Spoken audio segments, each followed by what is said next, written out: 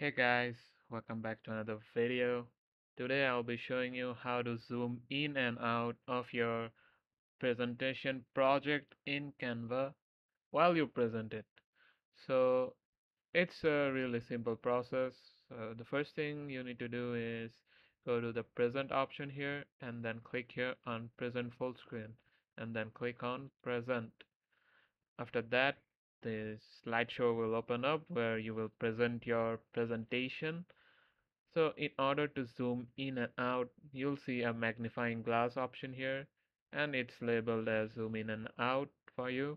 So just click on it and you'll be able to zoom in by increasing the percentage and zoom out by decreasing the percentage. So that's how you zoom in and out of your presentation.